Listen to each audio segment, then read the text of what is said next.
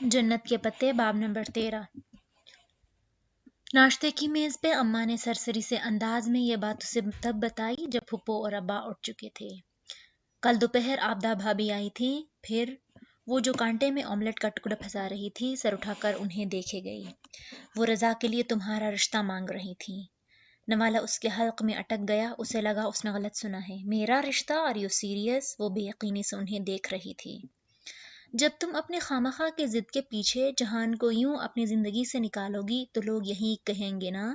वो चकरा कर रह गई। जहान उस वजह से नहीं गया था, वो जानती थी, मगर बाकी सब तो नहीं जानते थे। उसके जहन इरम की उस बढ़ा चढ़ा कर की गई बात में अटके थे। दिल तो चाहा अगर रजा सामने होता तो कुछ उठाकर उसे दे मारती, और उफ, उसने सर झटका। उसे कभी महसूस नहीं हुआ था कि वो चीज उठाकर दे मारने की कितनी शौकीन थी, और वो कितनी जल्दी जान गया था। अब मजीद उससे कुछ नहीं खाया जाना था। उसने प्लेट परे कर दी। अब्दा चची से कहिएगा आइंदा ऐसी बात सोचे भी मत। लोगों को मेरा और जहान का रिश्ता भले कमजोर लगता हो, मगर हमारा रिश्ता बहुत मजबूत है अम्मा। श्योर? अम्मा ने जैसे उकता कर सर झटका। वो वहां से उठ आई।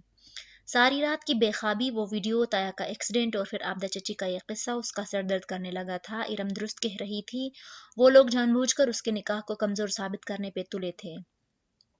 आज उसे ऑफिस नहीं जाना था। अब्बा आज खुद ऑफिस गए थे। वो अब बहुत बेहतर महसूस कर रहे थे। पता नहीं वलीद के खिलाफ एफआईआर का क्या बना। काश जहान ने उसके सर पर फ्राइंग पैन की जगह पूरा प्रेशर कुकर दे मारा होता तो कितना अच्छा था। अब्बा के ऑफिस के दरवाजे पे मध्यम सी दस्तक देकर उसे धकेला। वो सामने अपनी मेज के पीछे बैठे फाइल्स की वरक गर्दानी कर रहे थे। आहट पे सिर उठाकर उसे देखा और हल्का सा मुस्कुराए। बीमारी ने उन्हें काफी कमजोर और जर्द कर दिया था। आओ बैठो। इन्हें उन्होंने सामने कुर्सी की जानिब इशारा किया। वो सीध में चलती उनके मुकाबिल कुर्सी तक आई, पर्स मेज पर रखा और कुर्सी पे टांग रख कर बैठ गई। मार्केटिंग फंड में से कटौती किसने की है? उन्होंने सामने खुली फाइल की जानिब इशारा करते हुए पूछा। वो उसकी कारकर्दगी देख रहे थे और यकीनन उन्हें उसमें बहुत सी गलतियां दिखाई दे रही थीं। और क्या जरूरत थी शेयर होल्डर्स को सालाना डिविडेंड देने की?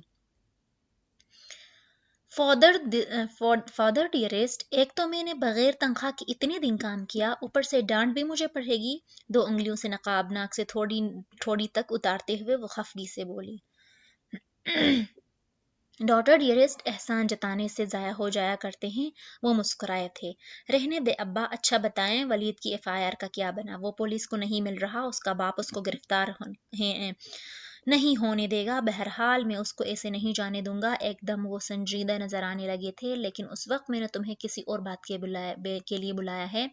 जी कहिए। उसका दिल जोर से धड़का। अब अपनी बीमारी के बस बहुत से मामला से दूर रहे थे, मगर फिर भी उनके कानों तक बहुत कुछ पहुंच गया था यकीनन। और बिलाखिर उन्होंने हया से दो टोक बात करने का फैसला कर लिया था। जहान साहब वापस क्यों गए हैं? उसे काम था, कुछ आ जाएगा कुछ दिन में वापस। साइमा भाभी कुछ और कह रही थी। वो उसे सोचती निगाहों से देखते हुए बोले थे। हया ने लापरवाही से शाने उचकाए। साइमा ताई तो हमारी दादी पे भी सारी उम्र यही इल्जाम लगाती रही थी कि वो उन पर जादू करवाती हैं। अगर साइमा ताई का जहान के बारे में भी तजजिया दुरुस्त माना जाए तो दादी वाला भी तो दुरुस्त माना जाना चाहिए। वो भी हया थी। उसने हार न मानने का तहिया कर रखा था। देखो, मुझे तुम्हारे इस बुर्के वगैरह से कोई मसला नहीं है, मगर इसकी वजह से तुमने अपने ताया और अम्मा को बहुत नाराज किया है। तुम्हें चाहिए था कि तुम उनकी बात का एहतराम करती। बड़ों का हुक्म मानना फर्ज होता है। वो चंद लम्हे सोचती निगाहों से उन्हें देखती रही, फिर कहने लगी, अब्बा आपको एक बात बताऊं? हजरत उमर रजी अल्लाह ताला अन्हु बिन खताब ने अपने बेटे अब्दुल्ला से कहा था कि वो अपनी बीवी को तलाक दे दे। इब्ने उमर रजी अल्लाह ने ऐसा नहीं किया। जब आप सल्लल्लाहु अलैहि वसल्लम को इस बात का इल्म हुआ तो आप सल्लल्लाहु अलैहि वसल्लम ने इब्ने उमर रजी अल्लाह से फरमाया कि बीवी को तलाक दे दो। यूं अब्दुल्ला बिन उमर रजी अल्लाह ने अपने वालिद की बात का एहतराम करते हुए बीवी को तलाक दे दी। वो लहजा भर को रुकी। सुलेमान साहिब सीट से टेक लगाए, एक हाथ में पेन घुमाते गौर से उसे सुन रहे थे। फिर हुआ यह कि अरसा बाद एक शख्स इमाम अहमद बिन हम्बल रजी अल्लाह अन्हु के पास आया और उनसे कहा कि मेरा बाप चाहता है मैं अपनी बीवी को तलाक दे दूं। इमाम अहमद रजी अल्लाह अन्हु ने कहा कि ऐसा हरगिज मत करना। उस शख्स ने जवाब में ये वाक़या बयान किया कि उमर रजी अल्लाह अन्हु बिन खताब के कहने पर उनके बेटे ने तो अपनी बीवी को तलाक दे दी थी, फिर मुझे क्यों ऐसा नहीं करना चाहिए? अब्बा आप जानते हैं कि इस पर इमाम अहमद बिन हम्बल रजी अल्लाह अन्हु ने इस शख्स से क्या कहा? क्या? वो बेख्तियार बोले। हया हल्के से मुस्कुराई। उन्होंने कहा, क्या तुम्हारा बाप उमर जैसा है? ऑफिस में एकदम खामोशी छा गई। सिर्फ घड़ी की सुइयों की टुक टुक सुनाई दे रही थी। अब्बा ने होले से सर झटका। तुम एलएलबी स्टूडेंट हो, मैं तुमसे बहस में जीत नहीं सकता। मैं सिर्फ इतना जानना चाहता हूँ कि तुमने खुला के बारे में क्या सोचा है। उसने जैसे कि उसका जैसे किसी ने सांस बंद कर दिया। वो लम्हे भर को शल सी रह गई। तुम्हें याद है मैंने तुर्की जाने से कबल भी तुमसे ऐसी ही बात की थी? जी मुझे याद है। चंद सानिया बाद वो बोली तो उसका लहजा बेहद बेतासुर हो गया था।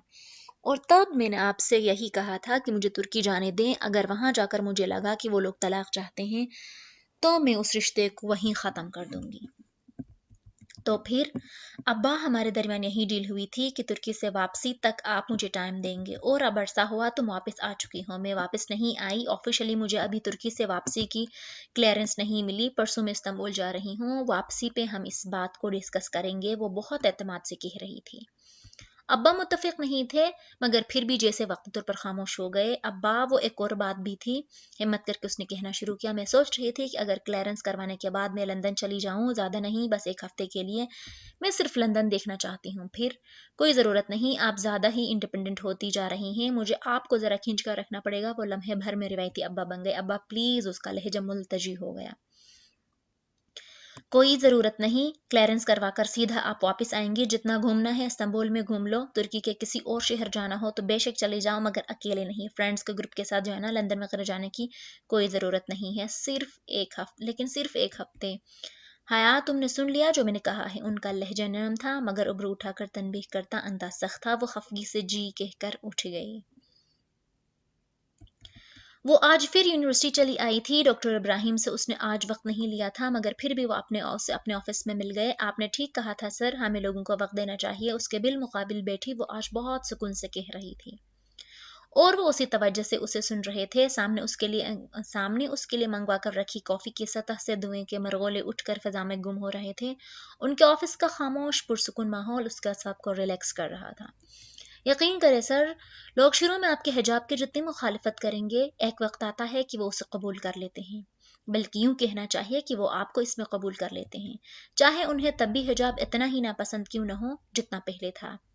अब मुझे यकीन आ गया है कि आहिस्ता आहिस्ता सारे मसले हल हो जाते हैं। बिल्कुल, उन्होंने मुस्कुराकर धीरे से इस बात में सर हिलाकर तायीद की। मगर सर, मैं जब अपने मसलों से घबरा गई तो आपके पास आई, और तब मैंने आपसे कहा था कि ये तो सब्र इंसान को इंसानों से ही चाहिए होता है। आपने मेरी बात की तायीद की थी, राइट? जी। फिर वो पूरी तवज्जो से सुन रहे थे। फिर सर, ये कि मेरी फुप्पो कहती हैं इंसान को अपने मसले दूसरों के सामने नहीं बयान करने चाहिए। जो शख्स ऐसा करता है वो खुद को बेइज्जत करता है। क्या ऐसा ही है सर? क्या हमें अपने मसले किसी से शेयर नहीं करने चाहिए? वो अपनी कॉफी की सतह पे आगे झाग को देखते हुए कह रही थी, जिसमें मुख्तलिफ अशकाल नजर आ रही थी।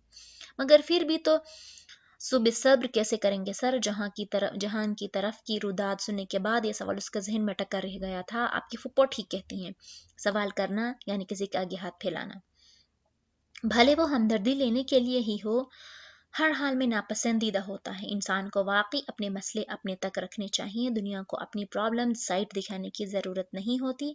अपने मसले का वाकई इश्तिहार नहीं लगाया जाता। मगर वो लहजा भर को रुके। वो नामहसूस तरीके से कुर्सी पे आगे को हुई। उसे उसी मगर का इंतजार था। मगर इंसान पे हर वक्त एक सा फेज नहीं रहता मेरे बच्चे। वक्त बदलता है, मसले भी बदलते हैं। बाज़ दफ़ा इंसान ऐसे सिचुएशन में गिरफ्तार हो जाता है जिससे वो पहले कभी नहीं गुजरा होता। तब उसे चाहिए कि अपने मसले का हल किसी से पूछ ले। इंसान को सिर्फ तब अपने प्रॉब्लम्स शेयर करने चाहिए जब उसको वाकई अपने पास उससे उनका हल ना मिले। कोई एक दोस्त, एक टीचर या कोई अजनबी किसी एक बंदे के सामने अपने दिल की भड़ास निकाल देने में कोई हर्ज नहीं होता, जो वाकईतन तो सब्र करे। हाँ, लेकिन एक बात याद रखें, उस शख्स को कभी अपना बैसाखी ना बनाएं। आपको हर कुछ दिन बाद किसी के कंधे पे रोने की आदत नहीं डालनी चाहिए। हाथ देने वाला हाथ लेने वाला हाथ से बेहतर होता है। हर वक्त दूसरों से तसल्ली लेने के बजाय बेहतर है कि हम तसल्ली देने वाले बने। तो सुबह सब्र की तलकीन देने का नाम होता है, हर वक्त लेते रहने का नहीं। उसने समझ कर सर हिला दिया। उसकी कॉफ़ी अब ठंडी पड़ती जा रही थी, जहाँ की अश्काल छटती जा रही थी। उसे खुशी थी कि आज वो सर के पास फिर से नए मसले लेकर नहीं आई थी। मैं समझ गई और मुझे कुछ और भी बताना था आपको। उसे जैसे उसी पल कुछ याद आया। आपने कहा था मैं अहज़ाब की पहेली में कुछ मिस कर गई हूँ। मैंने इस बारे में बहुत सोचा, फिर मुझे एक ख्याल आया। अच्छा, और वो क्या? वो दिलचस्पी से कहते ज़रा आगे को हुए। सर, जंग अहज़ाब के ख़त्म होने के बाद बनु क़रीज़ा अपने क़िलों में जा छुपे थे। मुसलमानों ने उनका ताक़ुब किया और उनको जा लिया। अगर बनु क़रीज़ा का फ़ैसला आप सल्लल्लाहु अलैहि वसल्लम पे छोड़ा जाता तो आप सल्लल्लाहु अलैहि वसल्लम ज़्यादा से ज़्यादा उनको वो जगह छोड़ देने का हुक्म देते। मगर उनका फ़ैसला साद रज़ी अल्लाह अन्हु पे छोड़ा गया, जो कबीला औस से थे। उन्होंने बनु क़रीज़ा का फ़ैसला यहूद की अपनी सज़ाओं के मुताबिक किया, यानी कि तमाम मर्दों को गद्दारी के जुर्म में कत्ल किया जाए। ये बनी इसराइल के यहाँ गद्दारी की सज़ा थी। क्या मैंने यही बात मिस कर दी थी कि आखिर में बनु क़रीज़ा को उनके अपने ही सज़ा देते हैं? डॉक्टर इब्राहिम मुस्कुराकर सर झटकते हुए आगे को हुए। ये अब कहाँ चली गई? ग़ज़वा बनु क़रीज़ा जिसका आप जिक्र कर रही हैं, ये ग़ज़वा अहज़ाब के बाद हुई थी। ये ग़ज़वा अहज़ाब का हिस्सा नहीं थी। आयत हिजाब कुरान की जिस सूरा में है उसका नाम अहज़ाब है, बनु क़रीज़ा नहीं। आपको अहज़ाब के दायरे कार में रहकर इसका जवाब तलाश करना चाहिए। अच्छा सर, आप मुझे बता दें कि मैं क्या मिस कर गई हूँ? उसने खफगी से पूछा। पता नहीं सर, इसको क्या दिखाना चाहते थे? हया, मैंने ये नहीं कहा था कि सूरह अहज़ाब और हिजाब में मुमासलत है। ये आपने कहा था। आपने उसे पहेली कहकर एक चैलेंज के तौर पर कबूल किया था। सो आपको यह पजल खुद मुकम्मल करनी है। सर, थोड़ी बहुत चीटिंग तो जायज़ होती है। हरगिज़ नहीं। अच्छा, कुछ खाएंगी? आज तो मेरे पास टर्किश कैंडीज भी नहीं है। नहीं सर, बस ये कॉफ़ी बहुत है, फिर मैं चलूँगी। अगली दफ़ा मैं आपके पास उसी पहेली का आखिरी टुकड़ा लेकर ही आऊँगी। वो एक अज़म से कहती उठी। डॉक्टर इब्राहिम ने मुस्कुराकर सर को जुम्बिश दी। उन्हें जैसे अपने उस ज़हीन स्टूडेंट से उसी बात की उम्मीद थी।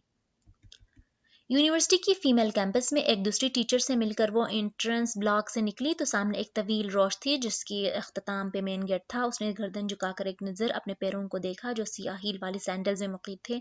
हील की इतनी आदत थी कि दुखते पैर के बावजूद उसने हील पहन ली थी, मगर अब चल चल कर दायां पाँव टखने और एड़ी से दर्द कर रहा था। वो सर झटक कर तेज तेज कदम उठाने लगी। तवील सड़क अबूर करके वो गेट से बाहर आई तो कार सामने ही खड़ी थी। ड्राइवर ने उसे आते देखकर फौरन पिछली सीट का दरवाज़ा खोला। वो अंदर बैठी और दरवाज़ा बंद कर दिया। ड्राइवर इलाही बख्श ने फौरन कार स्टार्ट कर दी। एस्टेन का वो खाली खाली सा इलाका था। यूनिवर्सिटी की हदूद से निकल कर कार अब मेन रोड पे दौड़ रही थी। अतराफ में दूर दूर फैक्ट्रीज, इमारतें या इंस्टीट्यूट्स थे। अभी वो ज़्यादा दूर नहीं गए थे कि अचानक इलाही बख्श ने ब्रेक लगाए। वो जो टेक लगाए बैठी थी, झटके से मैकानी तौर पर ज़रा आगे को हुई। क्या हुआ? ये सामने आ गई। गाड़ी सामने आ गई। अल्फाज इलाही बख्श के लबों पे ही थे कि हया ने विंड स्क्रीन के पार उस मंजर को देखा। वो चमकती हुई सियाह अकार्ड एकदम से सामने आ गई थी, यूं कि उनका रास्ता ब्लॉक हो गया था। ड्राइविंग सीट से सियाह सूट में मलबूस शख्स निकल कर तेजी से उनकी जानिब आया था। हया यकटुक उस सियाह अकार्ड को दिख रही थी। वो उस गाड़ी को पहचानती थी। उसी गाड़ी ने तया फरकान को टक्कर मारी थी। वलीद उसके दरवाजे से चंद कदम ही दूर था। उसे एक उबाल उसके अंदर उठने लगा। इलाही बख्श, जल्दी से अबा को फ़ोन कर दो और बताओ कि वलीद हमारा रास्ता रोका है। मैं तब तक उससे ज़रा बात कर लूँ। वो दरवाज़ा खोलकर बाहर निकली। वलीद उसके सामने का खड़ा हुआ था, चेहरे पे तेज, आंखों में तनफ्फुर। उसने कनखियों से गाड़ी में बैठे लाहे बख्श को नंबर मिलाते देखा। मेरा ख्याल था आप मुल्क से फरार हो चुके हैं, मगर नहीं, आप तो यहीं हैं। बहुत इत्मीनान और सुकून से कहती वो उसके सामने खड़ी थी। खैर, चंद दिन का ऐशा मिस्टर लगारी, फिर आपको इक़दाम क़त्ल के केस का सामना करना ही होगा। मेरी बात सुनो। एक हाथ कार की छत पे रखे, दूसरे हाथ की उंगली से तनबीह करता वो बहुत तेज के आलम में कह रहा था, तुम इस मुकदमे में मेरे खिलाफ एक लफ्ज़ नहीं कहोगी। वो एक एक्सीडेंट था और तुम अपने बयान में यही कहोगी। मैं बयान दे चुकी हूँ और तुम नामजद मुलजिम ठहराए जा चुके हो। अपनी बकवास अपने पास रखो। मैं जो कुछ कह रहा हूँ तुम वही करोगी। तुम ये मुकदमा फ़ौरन वापस ले लोगी। सुना तुमने? वो बुलंद आवाज़ से बोल रहा था। इलाही बख्श फ़ोन कान से हटाकर दोबारा नंबर मिला रहा था। शायद राब्ता नहीं हो पा रहा था। और अगर मैं ऐसा ना करूं तो तुम क्या करोगे? मुझे दोबारा अपनी गाड़ी के नीचे देने की कोशिश करोगे? उसने एहतजाहिया सर झटका। वलीद चंद लम्हे लब भींचते उसे देखता रहा। फिर एक तंज़ मुस्कुराहट उसके लबों को छू गई। मेरे पास तुम्हारे लिए इससे भी बेहतर हल मौजूद है। अच्छा, वो क्या है? वो उसी के अंदाज में बोली। अतराफ से गाड़ियां जन की आवाज़ के साथ गुजर रही थी। वलीद ने गाड़ी की छत से हाथ हटाया, जेब से अपना मोबाइल निकाला, चल बटन प्रेस की और फिर उसकी स्क्रीन हया के सामने की। क्या इस मंजर को देखकर कोई घंटी बजी है जहन में? एक तपाने वाली मुस्कुराहट के साथ वो बोला तो हया ने एक निगाह उसके मोबाइल स्क्रीन पर डाली, मगर फिर हटाना भूल गई। एकदम ही ही जम गई मुंजमिद शल साकत। शरीफों का मुजरा, उसकी वीडियो की झलक, किसी ने खोलता पीतल उसके ऊपर डाल दिया था, अंदर बाहर आग में लिपटे गोले बरसने लगे थे, बेयकीनी सी बेयकीनी। निकल गई ना अकड़, अब आई हो ना अपनी औकात पे। वलीद ने मुस्कुराकर इस बात में सर हिलाते हुए मोबाइल बंद करके जेब में डाला। नकाब से झलकती उसकी शशदर आंखें अभी तक वहीं मुंजमद थी। जरा सोचो मैं इस वीडियो के साथ क्या क्या कर सकता हूँ, वो अब कदरे मुस्कुरा कर कह रहा था। हया का शौक उसे समझाने के लिए काफी था कि तीर एन निशाने पे लगा है। मैं उसे अगर तुम्हारे खानदान के सारे मर्दों तक पहुंचा दूं तो क्या होगा हया बीबी, कभी सोचा है तुमने कि अब भी तुम मेरा नाम इसी केस में ले सकोगी? फिर उसने मुस्कुराते हुए नफी में सर हिलाया। ऐसी गलती मत करना वरना मैं तुम्हारे किसी को मुंह दिखाने के काबिल नहीं छोड़ूंगा। वो जो आंधी तूफान की तरह आया था किसी पुरसुकून फातिह की तरह वापस पलट गया। अपनी कार में बैठकर उस दरवाजा बंद किया, साइड मिरर में देखते हुए हाथ हिलाया, सनग्लासेस का आंखों पे लगाया और गाड़ी आगे बढ़ाकर ले गया। वो अभी तक शल शिकार के साथ खड़ी थी, नकाब के अंदर लब अभी तक आध खुले और आंखों की पुतलियां साकिन थी। दिल की धड़कनें हल्की हो गई थी, जैसे कोई लुटी पुटी किश्ते समंदर की गहराई में डूबती चली जा रही हो। नीचे और नीचे गहराई पाताल। बड़े साहब फोन नहीं उठा रहे हैं, अब क्या करना है मैं? इलाहे बख्श बाहर निकलकर पूछने लगा, उसका सख्त जैसे जरा सा टूटा। बेहद खाली खाली नजरों से इलाही बख्श को देखते उसने नफी में सर हिलाया, फिर बिना कुछ कहे वापस बैठ गई। उसका सारा जिस्म ठंडा पड़ गया था, नीला और ठंडा, जैसे चांदी के मुजस्सिमे को किसी ने जहर दे दिया हो। वो घर कब पहुंची, कैसे नीचे उतरी, उसे होश न था। बहुत छोटे छोटे कदम उठाते हुए अंदरूनी दरवाजा खोलकर उसने लाउंज में कदम रखा ही था कि सामने कोई खड़ा नजर आया। ब्लू जीन्स, सियाह टी शर्ट, सुनहरी सफेद रंग, बड़ी बड़ी आंखें। वो हंसते हुए किसी से बात कर रहा था। आहट पे पलट कर हया को देखा जो मेकानी अंदाज में नकाब नाक से उतार कर थोड़ी तकला रही थी। ये हमारे घर में जामे हफ्सा कहाँ से आ गया? वो खुशगवार हैरत के जेर असर बोला था। हया ने धीरे से पलकें झपकाई, उसकी आंखों ने उस शख्स का चेहरा अपने अंदर मुक़ीद किया। फिर बसारत ने यह पैगाम दिमाग को पहुंचाया। दिमाग ने जैसे सुस्त रवि से उस पैगाम को डिकोड किया और फिर उस शख्स का नाम उसके लबों तक पहुंचाया, रुहेल। चंद लम्हे लगे थे उसे अपने शल होते दिमाग के साथ अपने बड़े भाई को पहचानने में। इतने शौक्ड तो अब्बा भी नहीं हुए थे जितने तुम हुई हो, वो मुस्कुरा कर कहता आगे बढ़कर उसे मिला। वो खुश था अब और उसका मामला हल हो गया था। वो कुछ नहीं समझ पा रही थी, बस खाली खाली नजरों से उसे देख रही थी। हया, ये नताशा है, इधर आकर मिलो। अम्मा ने जाने कहाँ से उसे पुकारा था। उसने धीरे से गर्दन मोड़ी। अम्मा के साथ लाउंज के सोफे पे एक लड़की बैठी थी, उसका दिमाग मजीद काम करने से इनकारी था। उसने बस सर के इशारे से उस अनजान लड़की को सलाम किया और फिर रोहेल को देखा। मैं आती हूँ, सिर में दर्द है, सोना है मुझे। मबहम टूटे बेरब्त अल्फाज कहकर वो अपने कमरे की तरफ बढ़ गई। पीछे से अम्मा ने शायद पुकारा था मगर उसने अंदर आकर दरवाजा बंद किया और कुंडी लगा दी। जहन उसी तरह से एक नुक्ते पर मुंजमद हो गया था कि वहां से आगे पीछे नहीं जा रहा था।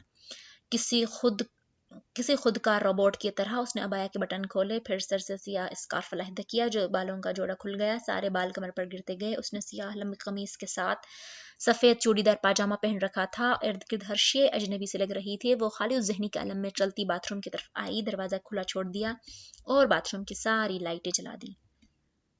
वो उसी अंदाज में चलती शावर तक आई और उसे पूरा खोल दिया, फिर बाथटब के मुंडीर के किनारे पे बैठ गई। उसकी सियाह लंबी कमीज का दामन अब पैरों को छू रहा था। शावर से निकलती पानी की तेज धारे बूंदे सीधी उसके सर पे गिरने लगी। वो जैसे महसूस किए बिना सामने सिंक के साथ स्लैब पर रखे पाट पूरी भरे शीशे के प्याले को देख रही थी जिसकी खुशबू पूरे बाथरूम में फैली थी। इंसान समझता है गुनाह भला भुला देने से वो जिंदगी से खारिज हो जाते हैं मगर ऐसा नहीं होता। गुनाह पीछा करते हैं, वो अरसे बाद भी अपने मालिक से मिलने आ जाया करते हैं। गुनाह कब्र तक इंसान के पीछे आते हैं। उसके गुनाह भी एक दफा फिर उसके सामने आ गए थे। उन्होंने दुनिया के हुजूम में भी अपने मालिक को तलाश किया था। मूसलाधार पानी उसके सर से फिसल कर नीचे गिर रहा था। बाल भीगकर मोटी लट्टों की सूरत बन गए थे। उसका पूरा लिबास गीला हो चुका था। वो यकटुक सामने टाइल से मुज़य्यन दीवार को देख रही थी। वलीद के पास वो वीडियो कहाँ से आई वो नहीं जानती थी मगर एक बात तय थी, अल्लाह ने उसे माफ नहीं किया था। उसके गुनाह धुले नहीं थे। वो आज भी उसके साये की तरह उसका पीछा कर रहे थे और अगर वो सब कुछ उसके खानदान वालों के सामने आ गया तो पानी की बूछाड़ अभी तक उसे भिगो रही थी। उसके चेहरे, बालों और सारे वजूद पे मोटी मोटी बूंदें गिर रही थीं। उसे जैसे बारिश के कतरे होते हैं, जैसे सीप से निकले मोती होते हैं, जैसे टूटे हुए आंसू होते हैं। वो पूरी तरह भीग चुकी थी मगर अभी तक यूं ही शल सी बैठी थी। ये क्या हो गया था? वो क्या करेगी अब? वलीद के हाथ उसकी कमजोरी लग गई थी। वो उसके खिलाफ गवाही ना दे तो क्या वलीद बस कर देगा? नहीं, वो जान चुका था कि उसके पास क्या चीज है। वो उसे बार बार इस्तेमाल करना चाहेगा। क्या वो इसी तरह उसके हाथों ब्लैकमेल होती रहेगी? उसने क्यों वलीद को थप्पड़ नहीं दे मारा? वो क्यों डर गई? वो क्यों जाहिर नहीं कर सकी कि उसे उस बात से फर्क नहीं पड़ता? मगर वो ये जाहिर नहीं कर सकती थी। सब कुछ इतना गैर मुतवक्का हुआ था कि इंसान होने के नाते वो संभल नहीं सकी थी और वलीद जीत गया था। उसे अल्लाह ने माफ नहीं किया। नीली मस्जिद में बैठकर उसने कितनी माफी मांगी थी, कितना नूर मांगा था, और अब खुद को उसकी पसंद के मुताबिक ढालने के बाद जब उसे अपने गुनाह भूलते जा रहे थे तो अचानक वो सब उसके सामने लाकर खड़ा कर दिया गया था। वो बुरी लड़की नहीं थी, उसका कोई अफेयर नहीं रहा था। दुकानदार से रुपए पकड़ते वक्त भी एहतियात करती थी कि हाथ न टकराए, मगर खूबसूरत दिखने की ख्वाहिश से उसने चंद गलतियां हुई थी और अब तक माफ नहीं हो सकी थी। जाने कब वो उठी, शावर बंद किया और भीगे बालों और कपड़ों समेत अपने बेड के साथ नीचे कारपेट पे आ बैठी। आंसू थे कि रुकने का नाम ही नहीं ले रहे थे। अकड़ू बैठे, सीने के गिर्द बाजू लपेटे, सर घुटनों में दिए, वो कब सो गई उसे पता नहीं चला।